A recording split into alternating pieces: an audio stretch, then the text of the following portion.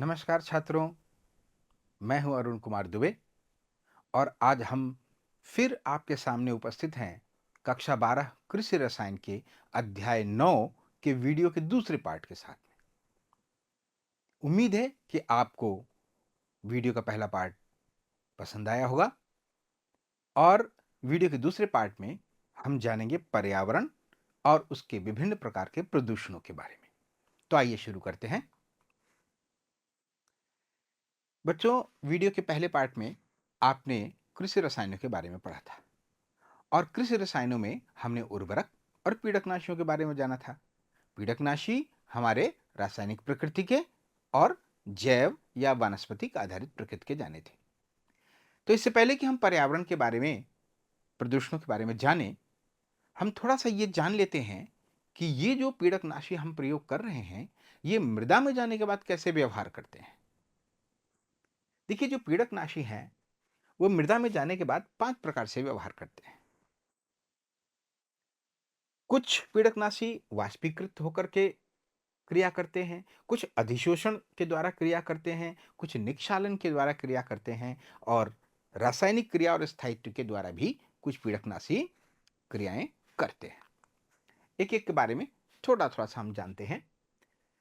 तो वाष्पीकृत कुछ जो पेस्टिसाइड्स हैं, ये मृदा में जाने के बाद वाष्प रूप में परिवर्तित हो जाते हैं, वायुमंडल में फैल जाते हैं या फिर मृदा के बीच में जो सूक्ष्म छिद्र होते हैं, उन छिद्रों में प्रवेश कर जाते हैं और ये क्रिया इसलिए जरूरी होती है कि वो मृदा में जाकर के अपनी जो टारगेट एक्शन है उसको वो संपन्न कर सकें। अधिशोषण के द्वारा भी कुछ पेस्टिसाइड्स काम करते हैं। उनके इन पेस्टिसाइड्स में कुछ क्रियाशील समूह होते हैं और इन क्रियाशील समूहों की उपस्थिति के कारण ये मृदा में अधिशोषित हो जाते हैं और अपना वांछित एक्शन कर पाते हैं।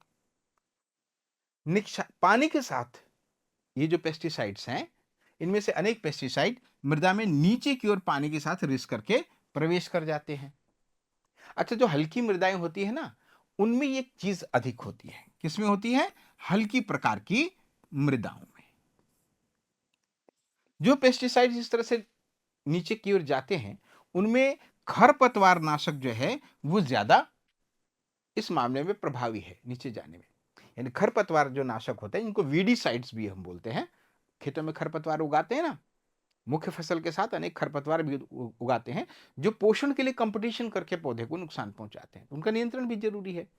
खरपतवार नाशक जो है ना, वो कीटनाशकों की तुलना में या जो फंजाई नाशक हैं, जो कवकनाशी हैं, उनकी तुलना में ज्यादा रिश्ते हैं।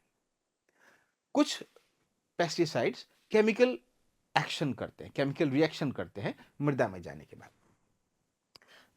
मृदा में जाते ही उनका रासायनिक परिवर्तन शुरू हो जाता है। डीडीटी को ले लीजिए।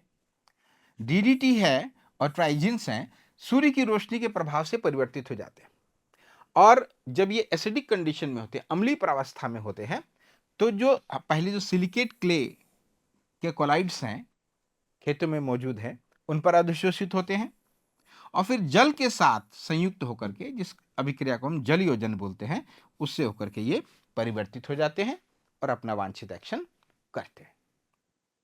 स्थायित्व या परसिस्टेंस, ये देखिए, ये तकनीकी शब्द इस बात को रिप्रेजेंट करता है कि प्रयोग किए जाने के बाद जो पेस्टिसाइड्स हैं या जो पीड़कनाशी हैं, वो खेत में कितने समय तक मौजूद रहते हैं, स्थायी रहते हैं। तो अब इसमें भी डिफरेंस है। उपयोग में लाए गए पेस्टिसाइड्स की संगठन क्या है और उसकी प्रकृति क्या है, इस आधार पर मृदा में जाकर के वो कितने समय तक रहते हैं और कितने समय बाद डिग्रेड हो जाते हैं, इसमें अंतर है। जैसे हम खरपतवार नाशकों के बारे में बात करते हैं, ये आपके सामने शब्द है 2,4-D, एक संक्षेप रूप है, इसका पूरा नाम है 2,4-डाइक्लोरोफिनॉक्सी एसिटिक एसिड। इस प्रकार के जो संक्षेप शब्द हैं, इनके पूरे नाम आपको याद होने चाहिए। ये मिट्टी में जाने के बाद 2 से 4 सप्ताह तक बने रहते हैं। कितने सप्ताह तक? 2 से 4 सप्ताह तक, सही बताया आपने। डीडीटी के बारे में बात करते हैं तो ये 3 से 15 वर्ष या उससे भी ज्यादा समय तक बने रहते हैं। अब देखिए जो इतने लंबे समय तक बने रहने वाले जो हमारे पीड़कनाशी हैं या जो पेस्टिसाइड्स हैं, वो हमारे लिए संकट का कारण बनते हैं। क्यों? क्योंकि अधिक समय तक रहने से ये विषैले पेस्टिसाइड्स का जो प्रभाव है, वो जीवधारियों के लिए घातक होता है। रिवर्स इस्तेमाल तो कब किया था और 3 से 15 साल तक हमारे खेतों में बने हुए हैं। उसके बाद की जो फसलें उगेंगी पादपों पर और अन्य जीवों पर भी इनके हानिकारक प्रभाव पड़ते हैं। तो इन सब बातों को ध्यान में रखते हुए भारत में हमने एक बताया था कि एक आयोग है जो कीटनाशकों के उपयोग पर नियंत्रण रखता है। तो भारत में 27 प्रकार के जो पीड़कनाशी हैं उनको प्रतिबंधित कर दिया गया है कि इनका उपयोग नहीं होगा। क्यों? उनके हानिकारक प्रभाव की वजह से। उनकी रिएक्शन कुछ इस तरह से हो रही थी, उनका स्थायित्व बहुत ज्यादा था या इस प्रकार की अन्य बात, जिनमें आप देख सकते हैं एल्ड्रिन, बेंजीन हेक्साक्लोराइड, इसको बीएचसी बोलते हैं, कॉमन रूप से इस्तेमाल इसको किया जाता है। कैल्शियम साइनाइड, क्लोरोडान, कॉपर एसिटोऑसिनेट, ब्रोमोक्लोरोप्रोपेन, इंड्रीन, ये 27 जो हैं पीड़कनाशी हैं। सोडियम मिथेन आर्सेनेट, टेट्राडिफोन, टॉक्सासिन से लेकर क्लोरोफेनिविन फास तक। कितने? 27। ये पीड़कनाशी हमारे प्रतिबंधित कर दिए गए। अच्छा, कुछ पीड़कनाशी ऐसे हैं जिनको उपयोग की तो अनुमति दी गई है, लेकिन उनके नियंत्रित उपयोग की अनुमति दी गई है। इसमें आते हैं aluminium phosphide, DDT, lindane, methyl bromide. ये इनकी संख्या कुल कितनी है? 13। Monocrotophos, endosulfan. ठीक है। तो इस प्रकार से पर्यावरण के प्रति भारत सरकार की प्रतिबद्धता आपको दिखाई पड़ती है। तो ये अब आपने देखा पिछले वाले वीडियो से कनेक्ट करते हुए कि इन पेस्टिसाइड्स का मिट्टी में जाकर के बिहेवियर कैसा होता है।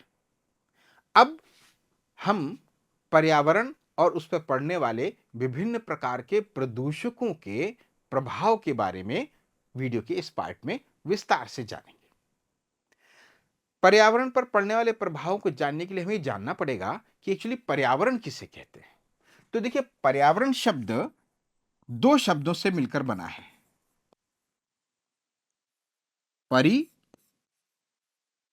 प्लस आवरण। परि का मतलब हमारे चारों तरफ।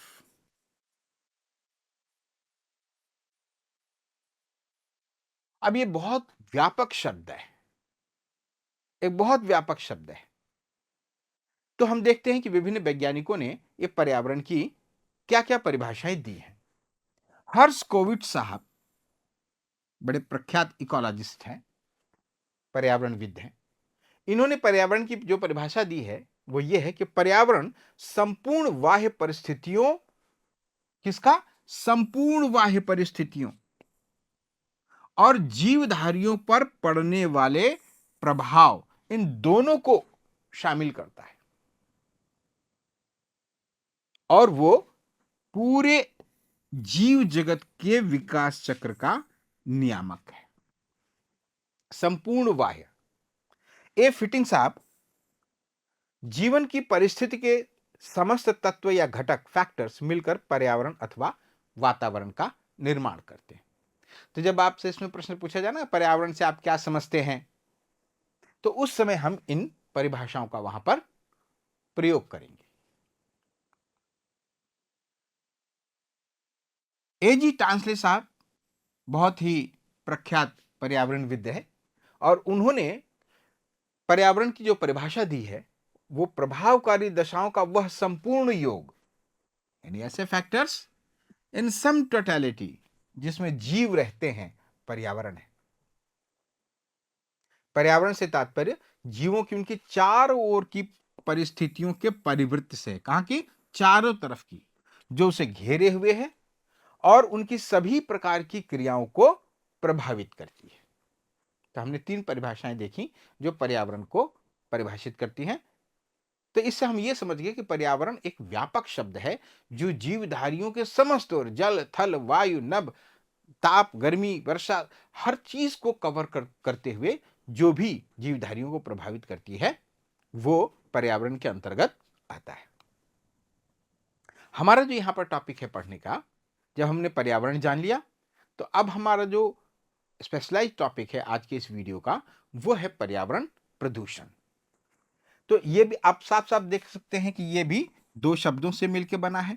एक तो है पर्यावरण, जिसके बारे में आपने जाना, और दूसरा है प्रदूषण। पर्यावरण के बारे में तो हम जान गए। अब हमें जानना है कि प्रदूषण किसे कहते हैं, प्रदूषण कैसे होता है, उसके स्रोत क्या क्या हैं, और हम इन्हें कैसे पहचानेंगे और इन्हें कम करने के उपाय के बारे में, तभी तो हम जान पाएंगे। तो आइए देखते हैं। देखिए, प्रकृति में अपने आप जो होने वाली घटनाएं हैं, उसमें जो जीवधारी हैं, उसमें जो निर्जीव तत्व हैं, जैविक और अजैविक घटक हैं, वो अपने आप एक संतुलन में रहते हैं। लेकिन जब मानव निर्मित क्रियाविधियां हैं या मानवीय क्रियाकलाप हैं, वो उसमें जाकर असंतुलन उत्पन्न कर देते हैं, तब ये प्रदूषण की समस्या उत्पन्न होती है। तो ये कहां है, मनुष्यों की गतिविधियों द्वारा, या तो प्रत्यक्ष गतिविधि है या अप्रत्यक्ष गतिविधि। तो एक्चुअली में जो प्रदूषण आप देख रहे हैं ना, वो आदमी की क्रिएट की हुई चीज है। ये हमने ही अपने लिए क्रिएट की है, या तो हमने डायरेक्टली करी है, या हमारी कुछ ऐसी एक्टिविटियां हैं जिनमें अप्रत्यक्ष रूप से आई है, और ये बाय प्रोडक्ट है मानवीय गतिविधियों का, मनुष्य की गतिविधियों का। पर्यावरण में पूर्ण रूप से या अधिकतम प्रतिकूल परिवर्तन उत्पन्न करता है, अच्छा परिवर्तन नहीं उत्पन्न करता। क्या करता है, प्रतिकूल परिवर्तन उत्पन्न करता है। तो अब पर्यावरण में आपने जाना ना, पर्यावरण में बहुत व्यापक टर्म है। पर्यावरण में हवा भी आती है, संपूर्ण जल भी आता है, मिट्टी भी आती है, और संसाधन भी आते हैं, सारा कुछ जो हमको घेरे हुए। तो प्रदूषण को हम एक ऐसी क्रिया के रूप में परिभाषित कर सकते हैं पर्यावरण के घटकों में, है ना, यानी जल, हवा, मिट्टी और संसाधनों के, किसमें, भौतिक, रासायनिक और जैविक गुणों में। और कैसा परिवर्तन, अवांछनीय परिवर्तन, जो जैव जगत पर और उसके संपूर्ण परिवेश पर कैसा प्रभाव डालता है, हानिकारक प्रभाव पहुंचाता है, उसे हम क्या कहेंगे, पोल्यूशन या प्रदूषण। ठीक है। तो वे तत्व, अब हम प्रदूषक के बारे में जानेंगे, वे पदार्थ या तत्व, वे कारक, जो क्या है, ये तो पदार्थ है या कारक है, जो प्रदूषण उत्पन्न करते हैं उन्हें हम प्रदूषक कहते हैं। पॉल्यूशन को जो उत्पन्न करे उन्हें पॉल्यूटेंट, प्रदूषण को जो उत्पन्न करे उन्हें प्रदूषक। और ये होते क्या हैं, या तो ये कोई पदार्थ होते हैं या ये कारक होते हैं। ये वातावरण को इस प्रकार से प्रभावित करते हैं कि मानव के लक्ष्यों पर प्रतिकूल प्रभाव डालते हैं। मानव के लक्ष्य क्या है, आराम से जीना। इसके लिए उसको क्या चाहिए होता है, संसाधन चाहिए होते हैं। वनस्पतिक संसाधन है, पशु संसाधन है, और प्रकृति से प्राप्त रिसोर्सेज हैं। तो इन लक्ष्यों पर, इन रिसोर्सेज पर वो किस प्रकार के प्रभाव डालते हैं, प्रतिकूल प्रभाव डालते हैं। तो इसे हम क्या कहेंगे, प्रदूषक। आइए जानते हैं ये प्रदूषक कौन है। देखिए, मोटे तौर पर इन प्रदूषकों को हम दो कैटेगरीज में बांट सकते हैं। एक है निम्नीकृत प्रदूषक, ऐसे प्रदूषक जो प्रकृति में विघटित हो जाते हैं। निम्नीकृत करने का मतलब डिग्रेड हो जाते हैं, विघटित हो जाते हैं, निम्नीकृत प्रदूषक। और दूसरे हैं अनिम्नीकृत प्रदूषक, जो अपने आप विघटित नहीं होते। ठीक है। अब हम बात करते हैं निम्नीकृत प्रदूषकों के बारे में। इसकी लिखा है डिग्रेडेबल पॉल्यूटेंट्स। इसमें ज्यादातर कार्बनिक प्रकृति की चीजें होती हैं।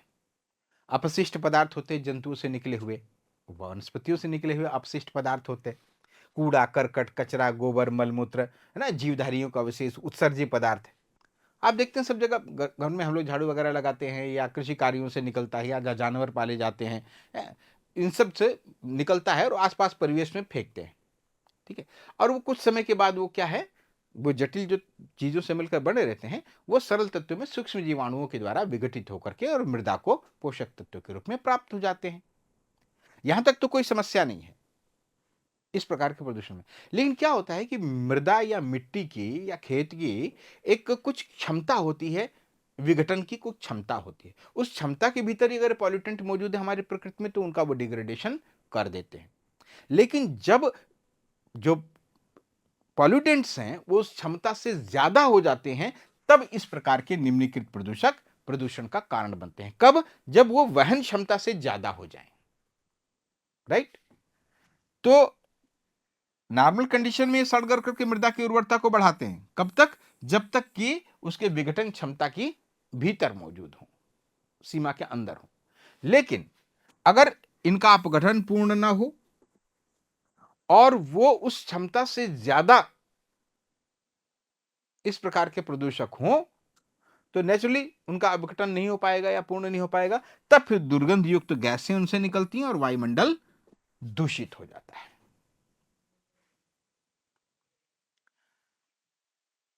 जो निम्नीकृत प्रदूषक हैं वो उतना बड़ा खतरा नहीं है।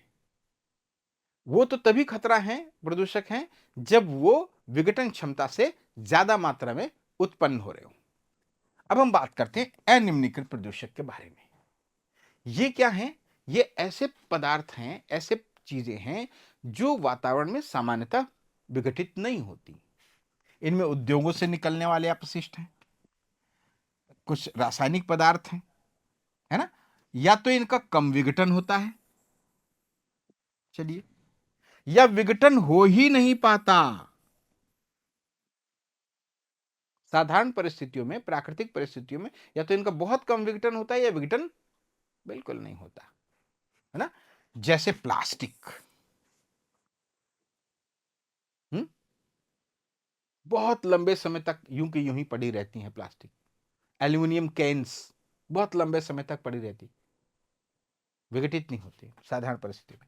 BHCA, अभी हमने बात करती है पेस्टिसाइड के बारे में, benzene hexachloride, DDT, aluminium, arsenic, silicate पदार्थ और फाउंड्री उद्योग के जो अवशेष हैं, ये बहुत लंबे समय तक अपघटित नहीं होते। ये हमारे लिए चिंता का मुख्य कारण है।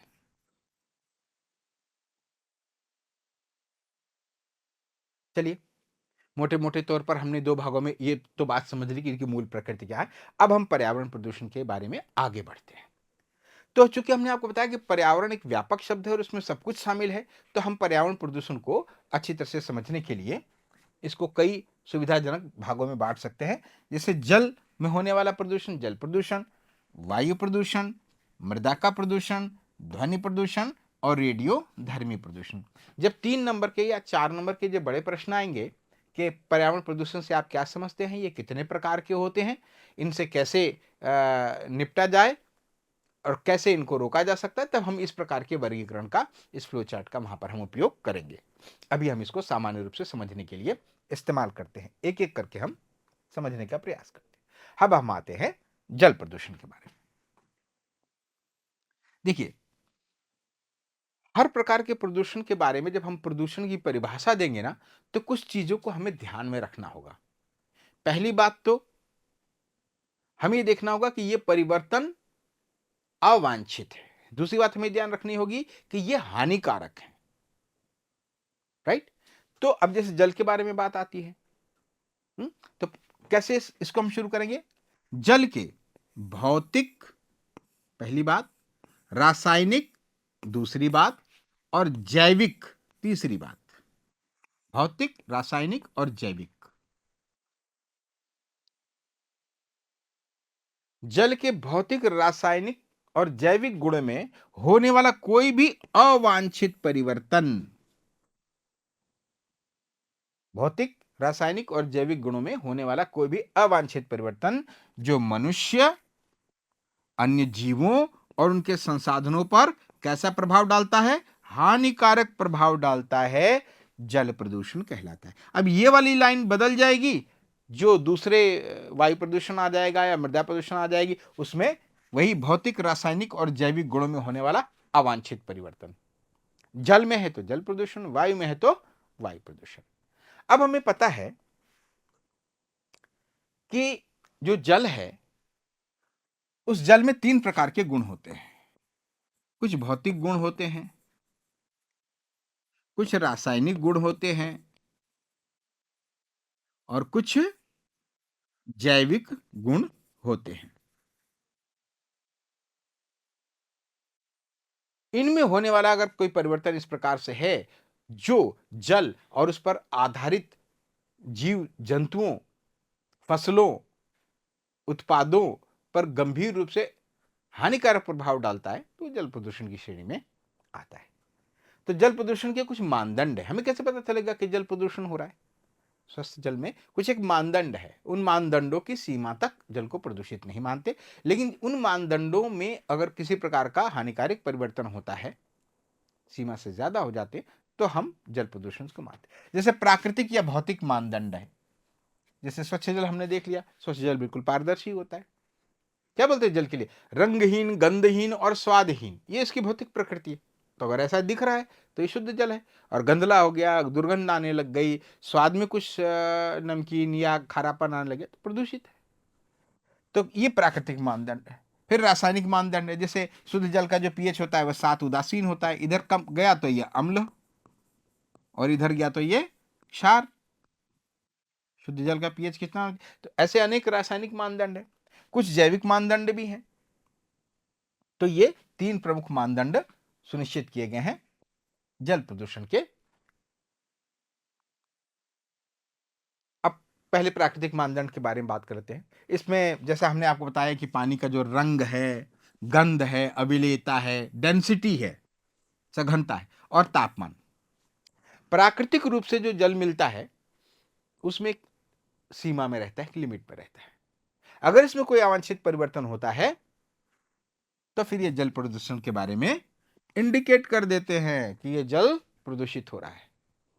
जैविक मानदंडों के बारे में बात करते हैं। बहुत सारी जीवधारी हैं वो जल के भीतर रहते हैं और अनेक प्रकार की जैविक क्रियाएं करते हैं, है ना। प्रदूषित जल में इनकी उपस्थिति नहीं पाई जाएगी। इनकी नॉर्मल उपस्थिति शुद्ध जल में या स्वच्छ जल में मिलती है, और उन मानदंडों के आधार पर हम समझ सकते हैं कि ये जल स्वच्छ है या प्रदूषित है। जैसे जीवाणु हैं, कुछ लाभदायक शैवालें हैं, ग्रो कर रही है, प्रोटोजोआ हैं, और कुछ कठोर कवच वाले छोटे बड़े जीव जंतु हैं। अगर इनकी इसमें उपस्थिति है, ये भी एक मानदंड का कार्य करते हैं। रासायनिक मानदंडों में बात करते हैं तो पीएच है। फिर एक टीडीएस के बारे में बात करता है, टोटली डिजॉल्व साल्ट्स, पूरी तरह से घुलनशील लवण। आयनिक साम्य है, फिर कुछ छोड़े गए तत्व है, विलीन ऑक्सीजन है, डीओ डिजॉल्व ऑक्सीजन, ये बड़ी इंपॉर्टेंट है, आगे चलकर हम देखेंगे। बीओडी बायोलॉजिकल ऑक्सीजन डिमांड के बारे में बात करेंगे, तो यहां पर हम विलीन ऑक्सीजन के बारे में बात कर रहे हैं। अवशिष्ट क्लोरीन रासायनिक ऑक्सीजन है, सीओसी जिसको बोलते हैं, केमिकल ऑक्सीजन। फिर जैविक ऑक्सीजन आवश्यकता है, ये इसको बोलेंगे हम बायोलॉजिकल ऑक्सीजन डिमांड। अपचोपचय संभाव्यता, रेडियो सक्रिय पदार्थ, जैव रासायनिक पदार्थ, जैव क्रिया विधि को कम और ज्यादा करने वाले जैविक पदार्थ, भारी तत्वों के धात्विक आयन, ऑक्साइड और औद्योगिक उत्पाद आदि, ये रासायनिक मानदंड है।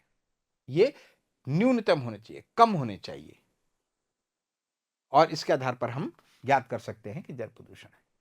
आइए हम जानते हैं कि जल प्रदूषण होता कैसे है और वो कौन कौन से स्रोत हैं जिनसे जल प्रदूषण हो जाता है।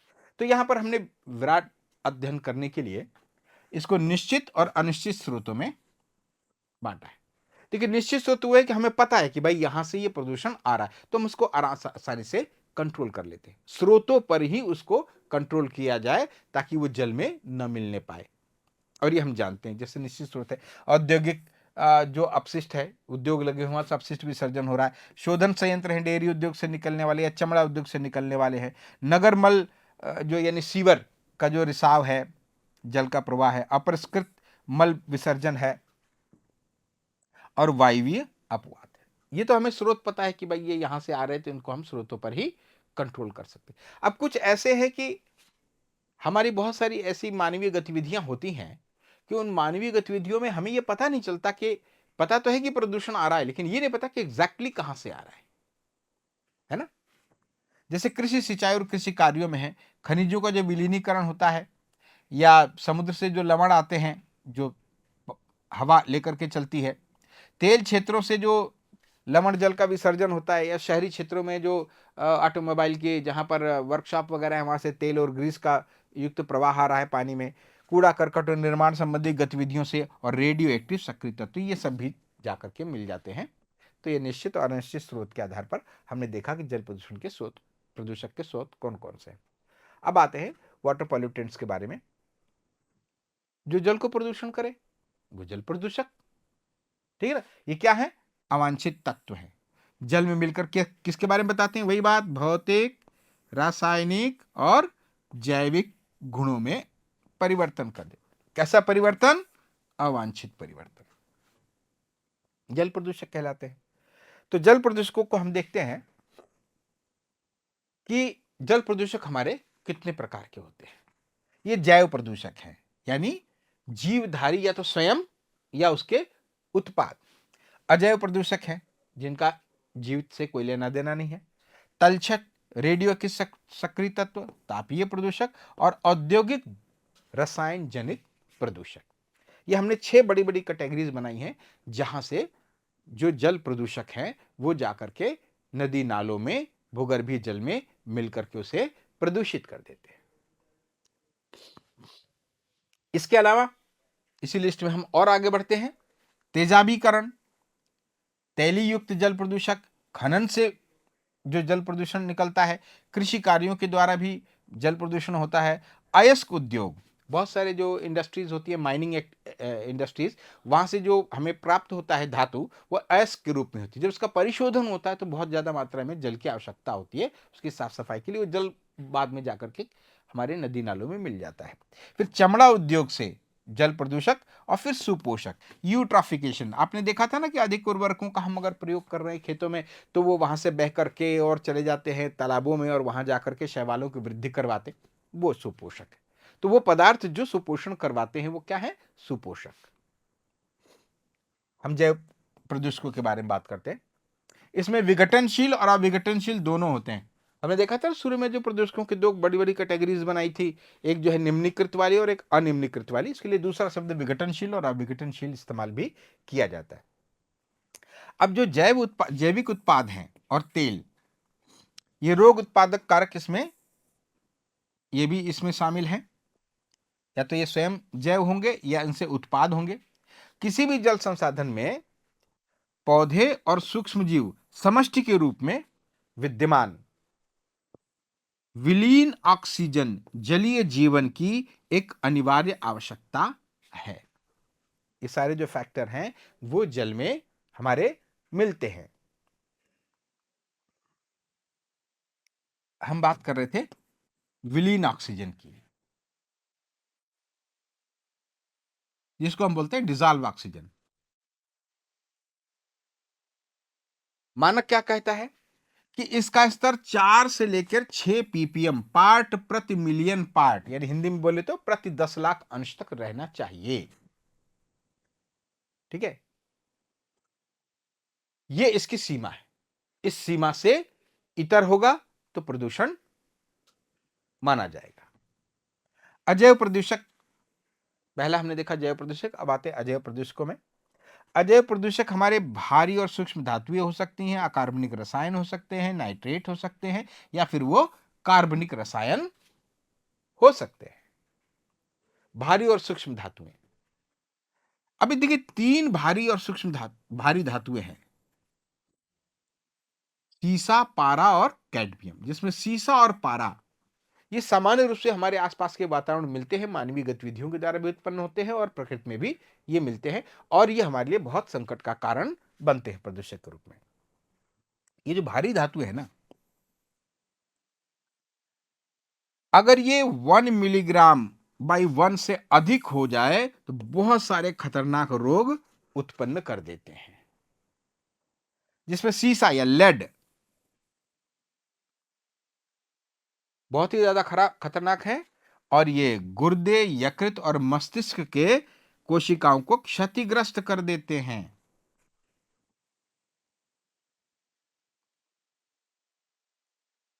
बहुत सारे ऑटोमोबाइल जो हमारे चल रहे हैं, परिवहन के बहुत सारे साधन चल रहे हैं, डीजल और पेट्रोल में इस्तेमाल करते हैं, और जो धुआं निकलता है, उस धुआं में एक तत्व होता है जिसको हम टेल बोलते हैं, TEL, टेट्रा इथाइल लेड। ये वायुमंडल में जाता है धुएं के माध्यम से। आप देखते हैं ना, शाम के समय में जब हम बहुत व्यस्ततम चौराहे से गुजर रहे होते हैं तो वहां कितना धुंधा होता है इन गाड़ियों के धुएं की वजह से। ये वातावरण में जाता है और फिर वर्षा के द्वारा ये शुद्ध जल में मिल जाता है, और इसमें क्या है, लेड, और नदी नालों में पहुंच जाता है, वहां से जलीय जीव जंतुओं में आ जाता है, और फिर श्रृंखला के माध्यम से हमारे पास, हमारे शरीर में आता है। इसी तरह से मरकरी या पारा के बारे में बात करते हैं, Hg। ये जहां पर क्लोरीन बनती है और सोडियम हाइड्रोक्साइड बनता है, ये रासायनिक पदार्थ हैं जो विभिन्न व्यापारिक उत्पादनों में काम में आते हैं। उन संयंत्रों से रिसने वाला जो पानी है, वही स्राव, इनसे ये जो पारा है नदियों और जलाशयों में पहुंच जाता है और वहां पर उसे प्रदूषित करता है। कैसे प्रदूषित करता है? देखिए, जल में एक विशेष प्रकार की शैवाल होती है जो पारे को मिथाइल मरकरी में बदल देती है। ठीक, इन शैवालों को कौन खाते हैं? मछलियां, और मछलियों के माध्यम से मछली के शरीर में पहुंच गई, और मछलियों का सेवन जो मनुष्य कर रहे हैं उनके शरीर में ये पारा पहुंच गया, और क्या करता है? रोग, अनेक रोग उत्पन्न करता है। तो आपने देखा कि पारा निकला कहां से, पहुंचा कहां, और वापस आ गया हमारे शरीर में। अकार्बनिक रसायन जो प्रदूषण करते हैं, एक्चुअली इनमें दो भाग होते हैं अकार्बनिक यौगिकों के, धनायन और ऋणायन। धनायन वाले में ज्यादातर धातुएं होती हैं, और ऋणायन में क्लोराइड, फ्लोराइड और सल्फेट जैसी धातुओं के आयन होते हैं। फ्लोराइड के बारे में बात करते हैं। पानी में ज्यादातर ये मात्रा में फ्लोराइड मिलता है, और हमारे राजस्थान के संदर्भ में तो बहुत ही ज्यादा इंपॉर्टेंट है। देखिए, फ्लोराइड की थोड़ी सी मात्रा मानव स्वास्थ्य के लिए बहुत लाभकारी है। पहले एक टूथपेस्ट आया करता था, उसमें बोलते थे फ्लोराइड युक्त टूथपेस्ट फॉर हेंस, तो ये एक प्रकार से लाभदायक है फ्लोराइड। लेकिन लगातार फ्लोराइड युक्त पानी का सेवन करना और पानी में फ्लोराइड एक सीमा से ज्यादा होना, एक सीमा के बाद स्वास्थ्य के लिए हानिकारक हो जाता है। और वो सीमा क्या है? 1.5 मिलीग्राम पर लीटर से अधिक अगर फ्लोराइड की सांद्रता है तो फ्लोरोसिस नामक बीमारी हो जाती है। किस प्रकार की बीमारी हो जाती है? फ्लोरोसिस नामक बीमारी हो जाती है। हमारे राजस्थान के गांव में ये बहुत समस्या है कि बहुत जगह पानी बहुत ज्यादा इस 1.5 मिलीग्राम पर लीटर से भी मानक से कहीं ज्यादा है ना?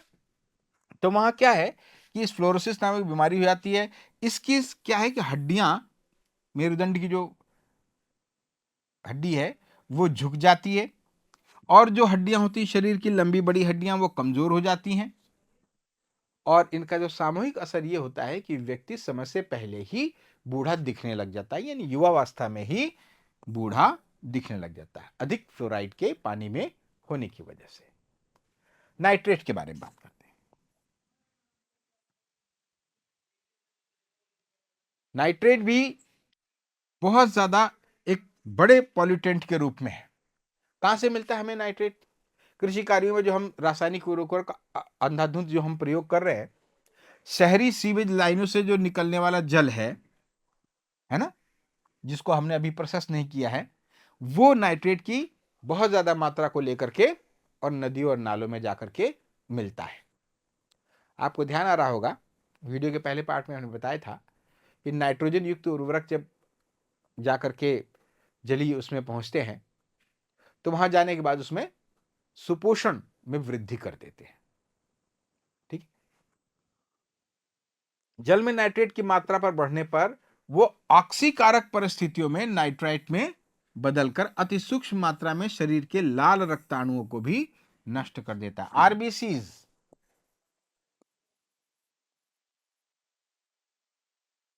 वर्ल्ड हेल्थ ऑर्गेनाइजेशन, डब्ल्यूएचओ का पूरा नाम है विश्व स्वास्थ्य संगठन। ये जो आप लोगों को याद होने चाहिए, पता होना चाहिए, ऐसे छोटे छोटे जो ये आपके पढ़ाई में और कंपटीशंस में आपसे पूछा जाता है। डब्ल्यूएचओ ने जल में जो नाइट्रेट की अधिकतम मात्रा सीमा लग बताई है वो 45 मिलीग्राम पर लीटर तक निर्धारित की है। अगर पेयजल में नाइट्रेट की अधिक मात्रा है तो फिर मैथोहीमोग्लोबिमिया नामक बीमारी हो जाती है। इसे ब्लू बेबी सिंड्रोम भी कहते हैं। तो नाइट्रेट की भी मात्रा जरूरत से ज्यादा नहीं होनी चाहिए। कार्बनिक रसायनों में जाते हैं। ये जो है ना, ये सूक्ष्म धातु जो भी आपने देखा उनकी अपेक्षा और ज्यादा हानिकारक होते हैं। कार्बनिक जो रसायन होते हैं वो तो जल में तो अघुलनशील होते हैं लेकिन वसा में घुलनशील होते हैं।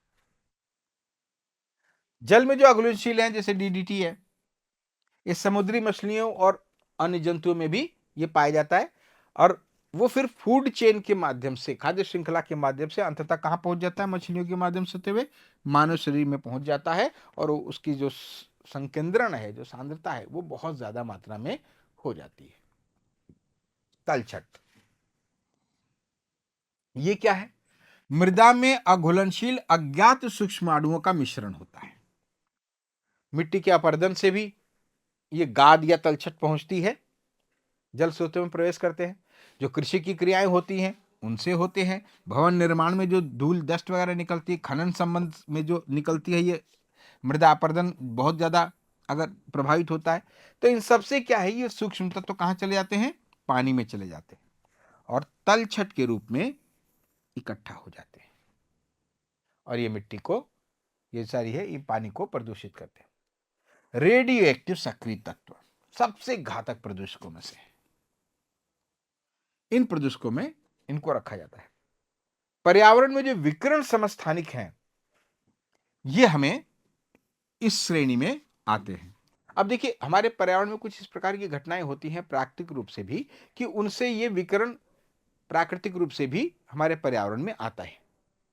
तो इनको इस प्रकार से रेडियो सक्रिय तत्वों को, इस प्रकार के प्रदूषकों को हम प्राकृतिक और कृत्रिम, ये दो वर्गों में लेकर के चलते हैं। आइए देखते हैं प्राकृतिक स्रोत क्या है। जैसे कॉस्मिक किरणें, ये वातावरण में उत्पन्न होती है भूमि की सतह पर और उसके अंदर अनेक इस प्रकार की एक्टिविटी होती हैं जिनसे कि आइसोटोप विकिरण निकलते हैं, समस्थानिक विकिरण निकलते हैं। कॉस्मिक किरणें वर्षा और हिमपात के द्वारा या वायु के माध्यम से मिट्टी में और जल की धाराओं में पहुंच जाते हैं। सतह और उसके अंदर उत्पन्न होने वाले जो है वो अपक्षय के कारण बनने वाले तत्वों के माध्यम से कहां तक पहुंचते हैं? पानी में।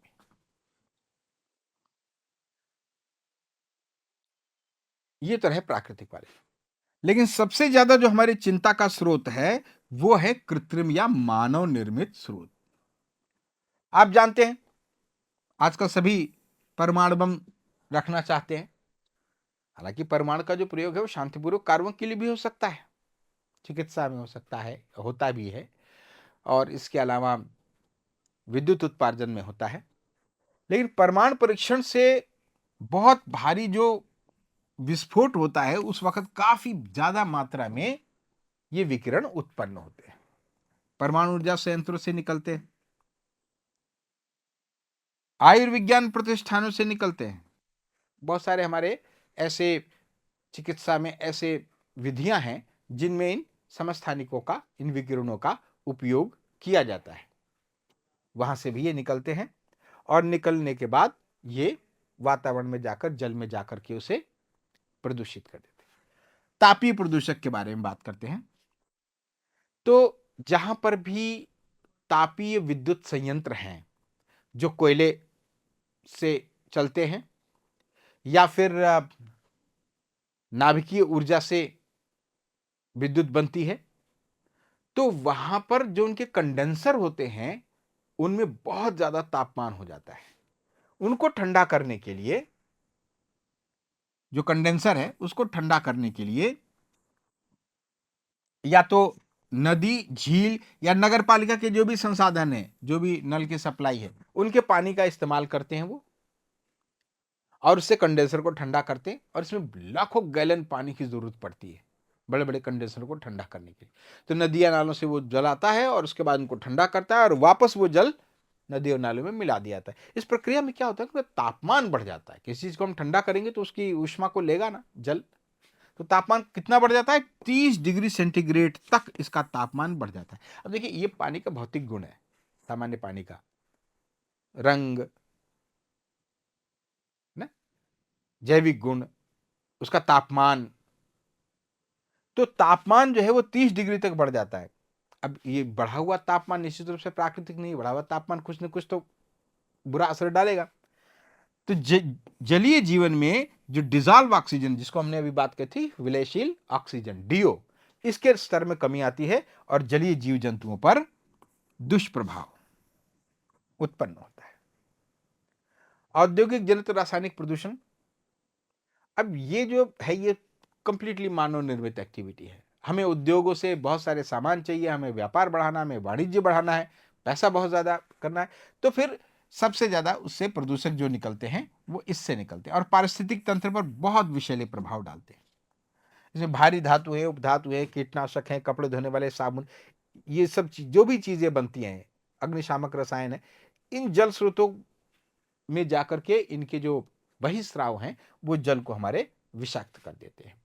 अब सवाल है कि इंडस्ट्रीज को रोका नहीं जा सकता, विकास के लिए जरूरी है, आर्थिक विकास के लिए जरूरी है, लेकिन फिर भी इन पर नियंत्रण आवश्यक है।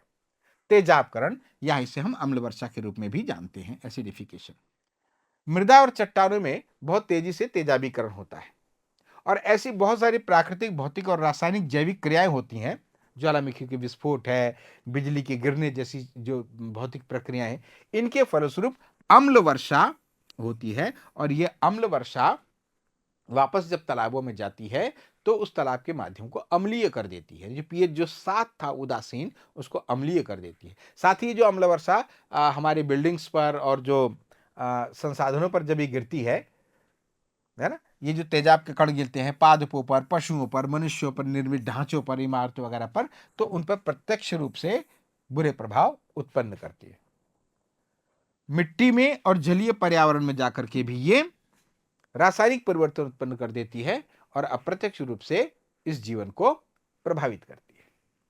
तैलीय जल प्रदूषण, जो तेल के कुएं हैं जहां पर तेल का भंडारण किया जाता है, पानी में जो जलयान चलते हैं या जो समुद्र में पाइपलाइंस हैं, उनसे कभी कभी तेल रिस करके, और कभी कभी जो अंडरग्राउंड तेल घर बनाए जाते हैं, पेट्रोल पंप वगैरह में नीचे के साइड में एक तेल घर होता है जो जमीन के भूमिगत होता है, बड़े बड़े जहां पर इंडस्ट्रीज है वहां पर भी अंडरग्राउंड तेल घर होते हैं। उनसे अगर तेल निकलता है या हाइड्रोकार्बन का रिसाव हो जाता है तो आसपास के स्वच्छ ताजे जल के स्रोतों में मिलकर उसे प्रदूषित कर देता है। पानी के ऊपर एक फिल्म बना लेते हैं ऑयल की, और वो इस प्रकार से स्तर बन जाता है कि ऑक्सीजन की सप्लाई में वो बाधा उत्पन्न कर देते हैं। तैलीय प्रदूषण मछलियों से और अन्य जलीय जीवों पर घातक प्रभाव डालते हैं। समुद्र में अक्सर अक्सर देखना पड़ता है कि जब को बड़े बड़े जो तेल के जो टैंकर वाले जहाज हैं, अगर वो कभी दुर्घटनाग्रस्त हो जाए तो समुद्र के एक व्यापक किनारे पर ये पूरी तेल की एक परत वहां पर मिल जाती है। ईरान इराक युद्ध के दौरान दोनों देशों ने आपस में एक दूसरे के तेल टैंकर को ध्वस्त किया था, तो एक बहुत बड़े इलाके में इस प्रकार की घटनाएं देखने को मिली थी। खनन से जल प्रदूषण, जब बहुत सारी हमारी माइनिंग एक्टिविटीज होती है तो अयस्कों के शोधन के दौरान बहुत भारी मात्रा में पानी की हमें जरूरत होती है साफ करने के लिए, और वो पानी फिर वापस जो है वो नदियों, झीलों और जलाशयों और कुओं के जल को जाकर के प्रदूषित करता रहता है। सबसे ज्यादा जो प्रदूषण होता है ना वो कोयला खनन उद्योग से होता है। अब ये देखिए कि प्रतिवर्ष 1.25 करोड़ टन कोयला खुली खानों से निकलता है और उसके बाद सफाई में और इतने ही कोयले को पाइप द्वारा एक स्थान से दूसरे स्थान पर पहुंचाने में 900 करोड़ गैलन 280 गैलन व्यर्थ पानी प्राप्त होता है। ये गंदा जल कहां जाएगा? वापस जल स्रोतों तक जाएगा और फिर उनको प्रदूषित करेगा। कृषि कार्यों में भी हम बहुत सारे ऐसे रसायनों का प्रयोग करते हैं, ऐसी चीजों का प्रयोग करते हैं जो बाद में वो पानी के साथ, वर्षा के साथ में या सिंचाई के पानी के साथ घुल करके और वो कहाँ पहुंच जाते हैं? कीटनाशक हैं, रासायनिक उर्वरक हैं, वो सब जल स्रोतों में पहुंच जाते हैं। तो देखिए, उपयोग में कोई दिक्कत नहीं, लेकिन दिक्कत कहां है? असंतुलित उपयोग। इन्होंने पर्यावरण संबंधी समस्याएं उत्पन्न की हैं। खाद की बहुत ज्यादा मात्रा हम इस्तेमाल करते हैं। जरूरत से ज्यादा खाद की मात्रा जल में जब पहुंचती है तो जल प्रदूषण की समस्या उत्पन्न करती है। उर्वरकों में जो प्रदूषणकारी तत्व होते हैं उसमें नाइट्रोजन बहुत खतरनाक है। आपने देखा है नाइट्रोजन की मात्रा बढ़ जाती है और वो बह करके वो जब तालाब वगैरह में पहुंचती है तो सुपोषण की समस्या उत्पन्न कर देती। इस मामले में आपने फास्फोरस को भी देखा होगा। नाइट्रोजन तो चलो बृहत मात्रिक तत्व है, वो ज्यादा मात्रा में लिया जाता है तो खेतों में पौधों को ज्यादा मात्रा में जरूरत है, पर फास्फोरस जो है वो तो थोड़ी सी मात्रा में ही अगर मौजूद हो तो भी वो सुपोषण को ब्लूम कर देता है, बढ़ा देता है। लौह अयस्क जहां पर खोदे जाते हैं, यानी लोहे की जहां पर खाने होती है वहां से अयस्क के रूप में निकलता है। उसका परिशोधन के दौरान भी पानी की बहुत ज्यादा हमें जरूरत होती है। वो जो बचा हुआ स्लैग है, स्लैग का मतलब अयस्क को साफ करने के बाद जो बचा हुआ कचरा है वो वर्षा जल में घुल करके और प्रदूषित कर देता है, नदी नालों और भूमिगत जल में मिलकर उनको भी प्रदूषित कर देता है। चमड़ा उद्योग, जब जानवर मृत हो जाते हैं फिर उनका चमड़ा निकलता है तो टैनरी जो इंडस्ट्रीज हैं उन टैनरी इंडस्ट्रीज में चमड़ों को धोया जाता है, इनकी सफाई की जाती है, इनको रंगा जाता है और इस दौरान बहुत सारा पानी वेस्ट रूप में वहां से निकलता है। तो चमड़ा उद्योग से निकलने वाले प्रदूषित जल में ना 35% से भी अधिक फ्लोराइड के अलावा, फ्लोराइड याद आ गया, बताया था कितनी कम मात्रा थी। फ्लोरोसिस नामक बीमारी होती है, आदमी समय से पहले बूढ़ा हो जाता है। इसके अलावा पानी में खारापन, अमोनिया सल्फाइड, टेनिन और क्रोमियम जैसे तत्वों की मात्रा होती है और ये जब हमारे जल स्रोतों में मिलेगा तो सोच सकते हैं आप क्या स्थिति होगी। सबसे ज्यादा मछलियों के लिए घातक होता है ये। मछलियों के माध्यम से मनुष्य के शरीर में जाएगा और ये सतही और भूमिगत दोनों को प्रभावित करता है। ये भूमिगत जो जल स्रोत है जो नीचे है, क्योंकि ये नीचे की ओर पर्कुलेट करके जाके प्रभावित करता है। सुपोषण शब्द याद आ गया आपको? सुपोषण या यूट्राफिकेशन, ये वो शाब्दिक अर्थ है। सुपोषण का मतलब होता है अच्छा भोजन प्रदान करना। दो तरह के होते हैं ना, हम बच्चों में बात करें तो ये सुपोषित है, ये कुपोषित है। तो सुपोषण का मतलब अच्छा भोजन, लेकिन ये अच्छा भोजन अगर तालाबों में पहुंच जाए है तो फिर वहां जा करके वो बहुत ज्यादा वृद्धि करवाता है। वृद्धि कैसे करता है? प्राकृतिक संतुलन को ध्वस्त कर देता है। शैवालें जो प्रायः तालाबों में लिमिटेड मात्रा में पाई जाती हैं, अब वो इस सुपोषण को प्राप्त करके ब्लूम कर जाती है, बहुत ज्यादा वृद्धि कर जाती है और फिर जल में ये उर्वरक वगैरह भी जो पहुंच जाते हैं वो ऐसी परिस्थितियां उत्पन्न करते हैं कि जलीय जीवन, जो जलीय असुविधाकारी जो जलीय पौधे होते हैं शैवाले वगैरह, उनको बहुत ज्यादा बढ़ा देती है। पानी की गुणवत्ता में कमी आती है इसके कारण। स्वाद और गंध जैसी समस्याएं होती है। ऑक्सीजन की कमी हो जाती है, पारदर्शिता में कमी हो जाती है और मछलियों की संभावित मृत्यु होती है। नल में ऐसा पानी अगर आए ना तो वो नल को भी ब्लॉक कर देता है, उस पाइपलाइंस को भी ब्लॉकेज कर देता है और मनुष्य अगर इनका इस्तेमाल करे ऐसे पानी का तो विषाक्त प्रभाव उत्पन्न करते हैं। तो सुपोषण पर नियंत्रण हमारे लिए बहुत जरूरी है। खेत, अच्छा इसको कैसे हम सुपोषण पर नियंत्रण करेंगे? हमने देखा कि सुपोषण होता कैसे है। जब खेतों में जरूरत से ज्यादा या अनियंत्रित उर्वरकों का हम प्रयोग करते हैं जिसमें नाइट्रोजन और फास्फोरस और अन्य जैसी चीजें होती हैं, तो वो मृदा के साथ, पानी के साथ बह करके कहां पहुंच जाती हैं? नदी और नालों में, और वहां सुपोषण करती हैं। तो इसका इस्तेमाल भी हमारे हाथ में है। बीमारी भी हमने पैदा करी और कंट्रोल भी हम ही कर सकते हैं। कैसे करेंगे? उर्वरकों के नियंत्रित उपयोग के द्वारा। सुपोषण की स्थिति को, जितना हमें भूख है उतना ही तो हमें खाना खाना चाहिए ना। पौधे को जितनी जरूरत है उतनी ही उसको खाद अगर दी जाए तो वो खेत में और पौधे को उपलब्ध होती है। आवश्यकता से अधिक जो खाद है वो तो फिर रासायनिक जो पदार्थ हैं वो बह करके फिर सुपोषण की समस्या उत्पन्न करेंगे। तो बच्चों, आज हमने ये जाना कि जो पीड़कनाशी हम इस्तेमाल कर रहे थे, वो मिट्टी में जाकर बिहेव कैसे करते हैं, इस वीडियो के प्रारंभिक पार्ट में। और वीडियो में हमने पर्यावरण प्रदूषण के बारे में जाना, प्रदूषकों के बारे में जाना, उनकी प्रकृति के बारे में जाना। वीडियो के अगले भाग में हम इन पर्यावरण प्रदूषण के बारे में कुछ और विस्तार से जानेंगे। तो अब मैं अरुण कुमार दुबे आपसे विदा लेता हूं, वीडियो के किसी नेक्स्ट पार्ट में आपसे मिलने के लिए। धन्यवाद।